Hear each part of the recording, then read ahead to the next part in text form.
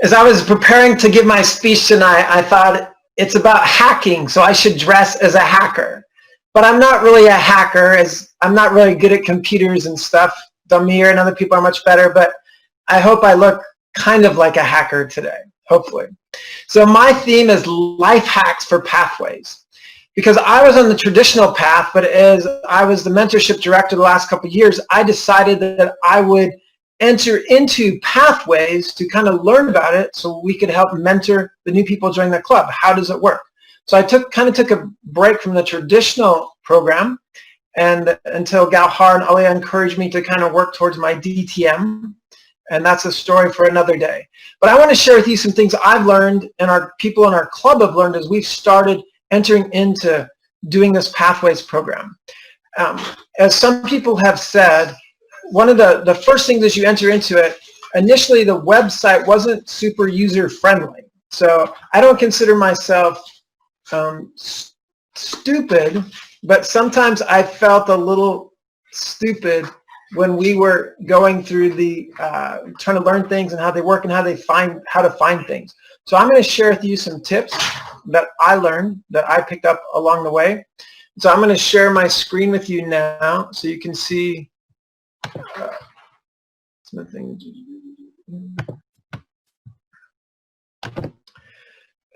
And so we have life hacks for pathways. And so as we move into this, you'll see that I borrowed Damir's slide with the cool, movement on it. I can't do that myself. I'm going to repeat a few things that he said just to clarify them.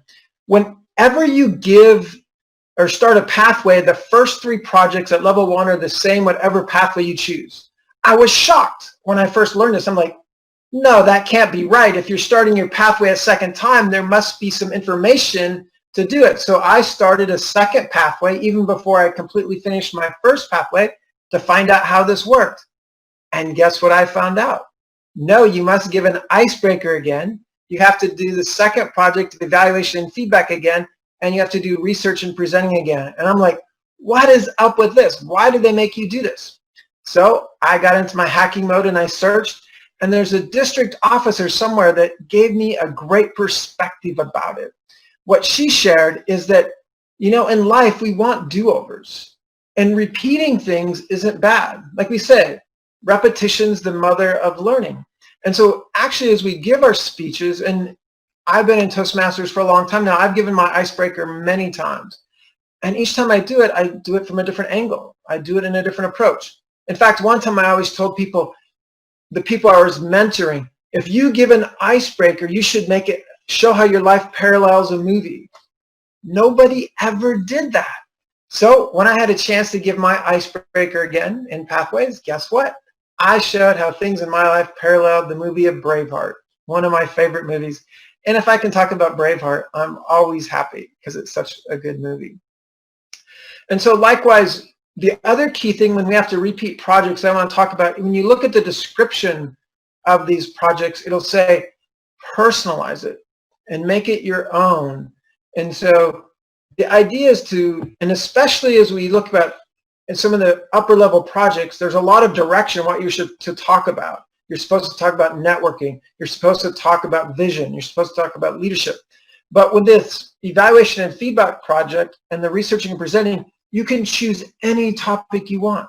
So that's one of the wonderful things when you start a second pathway, you have great freedom in choosing the theme or the topics of your speech, and you can work with that. So as Damir said, in level 2, almost all pathways have to do communication styles and leadership styles. And again, because the goal is not to talk about communication styles, it's to talk about yourself and what you learned about yourself as you go through this module. Because when you do these levels, you take an assessment to learn your leadership style and communication style.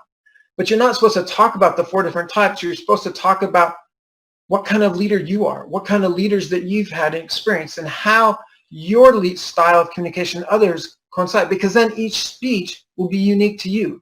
If you spend a lot of time talking about the 4 types of leadership or the 4 types of communication, we've already heard that in the club. So we want to do that a little bit differently. And again, just as looking at this, pointing out that there's projects that are common to all, there's required projects, and there's elective projects. and as you work through them. Damir did a great job explaining that. And this chart is another one just showing an overview of it. What I want to point out to you, because what I want to talk about is a hack for choosing your pathway. When you see charts like this, they look a little complicated. Oh my gosh, how can I contrast, compare? What's the right pathway? Am I going to make it the wrong decision? Is my life going to be over? Okay, when you're choosing who you're going to marry, you should give it a lot of thought. It should be your heart in it. But choosing a pathway is not like getting married, okay? And in the old days, when people chose a career, right, they were planning to be in that career for 20 years, maybe 30 years, and you're going to be stuck in that job. But today, you have to reinvent yourself. You know, people change careers every year, every maximum 2 or 3 years. People are switching and trying something new and different. Pathways is the same way. It's not a lifelong commitment. If you hurry through it, you can do, people have done pathways in 6 months. For most people, it takes one pathway about a year. But as Damir said, there's a lot of overlap, and you also have electives. So don't stress about it too much. If you really have a hard time choosing, we have mentors that can help you. But I say just point your finger, land on one, and when you have comes time to choose your second pathway, then give it a little more thought. Don't overly stress yourself about it. And this is what this diagram is here to show. When you look at the things that are circled in red here in level 2, these are projects that are specific and you cannot choose them as electives, but the other ones are electives. On the other hand, when you look at the level 3s, there's one that is found in other pathways, making connections through networking. The others are all specific. So there are some things specific to just certain projects, and in level 4, there's 3 projects that you can find as electives and others are specific. But because there's many other ones that are common to it, so don't worry about it too much. Now what I want to tell you is how to navigate my best life hack and how to navigate the projects. When I first went to the website, I'm like, how do I start my pathway? Where do I go? Well, you click on Pathways, then you select Go to Basecamp. When you go to Basecamp, you get this image, and then you got to choose Go to Basecamp a second time. They really want to make sure that you want to go to Basecamp. So you got to do it twice. Then when you get to Basecamp, it'll show something like this. If you go to Pass and Learning at the top, you can, after you've chosen your pathway, you can get started on this. But also, and then you'll see a screen like this, and you can open a curriculum. I have 2, Effective Coaching and Strategic Relationships. Those are the 2 pathways that I'm in. When you click on Open Curriculum, it'll do other things. The other way you can open curriculum once you've already started a pathway is go down to Paths and Learning, where you can set and click there on Open Curriculum. When you go to Open Curriculum, you choose your level. On the left side, level 1, 2, 3, 4, and 5. And as Damir said, I would encourage you to look at all 5 levels at the beginning, because some of the projects require 6 months actually to complete. You have to lead a team or lead a project for 6 months. And so you don't want to wait, as he said, till the end. That's one of the first acts. So then when you choose one, this is a project from level 3, an elective, and I want to show you how to do it. What I find is when you go through pathways, there's videos, there's tutorials, there's information, but you may forget all that. If you want to get an overview and get a PDF of your whole project, which is like the old Competent Communicator Manual, click on Your Evaluation. You click the little arrow button, then this will pop up, then choose Your Evaluation. When you go to the Your Evaluation page, that is where you find Print My Project. I think they should have put Print My Project, much easier to find, but you have to go to Your Evaluation. Then when you go click Print My Project, you'll be able to download a PDF that will have a description of everything, the assessments, the notes from the slides, the videos that you watch, you'll have all that information. Then the key thing to do is go to Resources. Resources are at the end of it after complete your assignment. When you go there, you'll find a project checklist. And to me, this project checklist is the most helpful thing. It says, what do I need to do on this project? Because, for instance, on this second project from level 1, evaluation and feedback, it tells you have to do one 5 to 7 minute speech. Then you take feedback from that and do a second 5 to 7 minute speech. Then you have to serve as a speech evaluator. We had a situation where I was helping someone. They didn't realize they had to serve as a speech evaluator and be evaluated as an evaluator. That's one of the things that you need to do. So when you look at the project checklist, it helps you not to forget or miss things. And then when you when you start one, this is, at the beginning it talks about your assignment, but when you go to the project checklist, it gives you bullet points and gives you more things you need to do. This is level 3 from Effective Coaching, an elective called Making Connections Through Networking.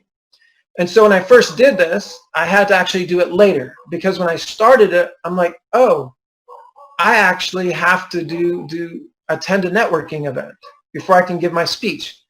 So I was just doing a week ahead of time to give a speech the following week, and I realized, no, I have to actually attend a networking event.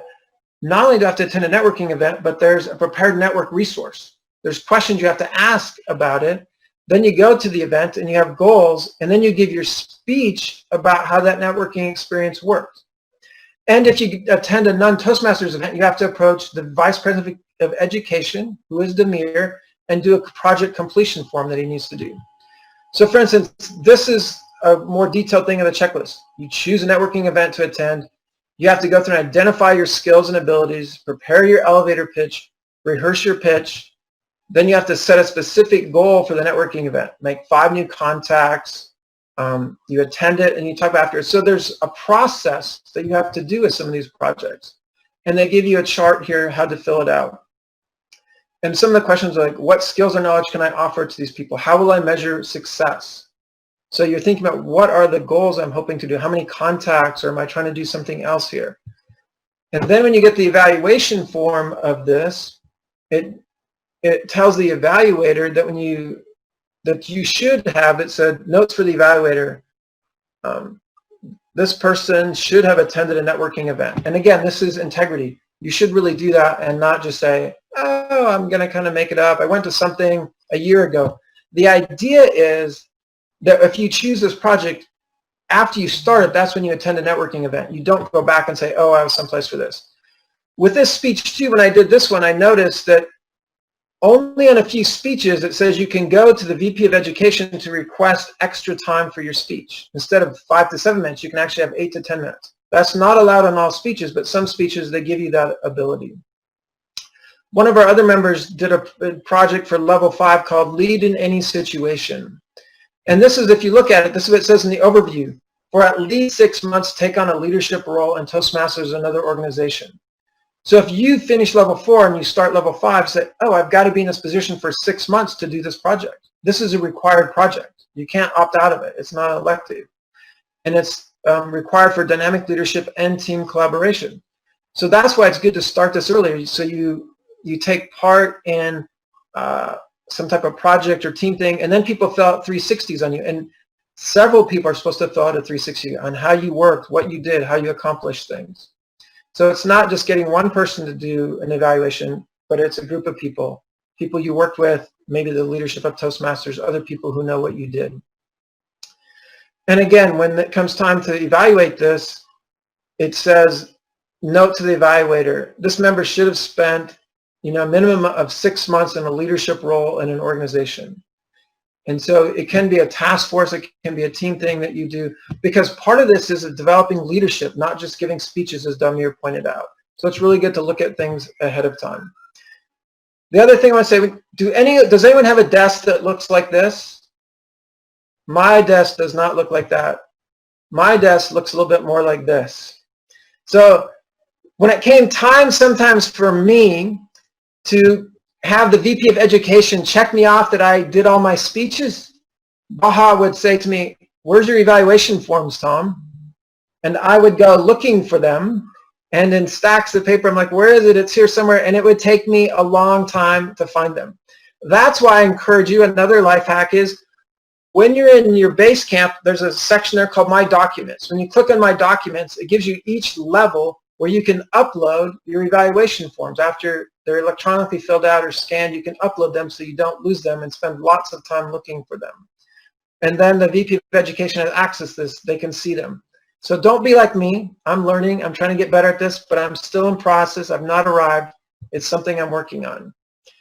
And so the other thing as you prepare for speeches and you communicate to people is, this speech is supposed to be 5 to 7 minutes. But because people are supposed to interrupt you, you're supposed to add an additional 5 to 10 minutes for you to respond to them. So really this speech can be from 10 to 17 minutes, not 5 to 7. So you need to let the VP of Education and Toastmaster know how long your project actually takes. Sometimes if there's Q&A or panel discussions, it's longer than just your presentation time. And so Damir already talked about high performance leadership project. The thing I want to say about it is this is a little work. You have to have a guidance committee that meets 5 times. You have to form a team that has at least 3 people. You have to conduct a 360 evaluation. You give 2 speeches, one at the beginning, one at the end. So you want to start these before you get to level 5 and then work on them. So thank you. I hope you learned some little life hacks for pathways.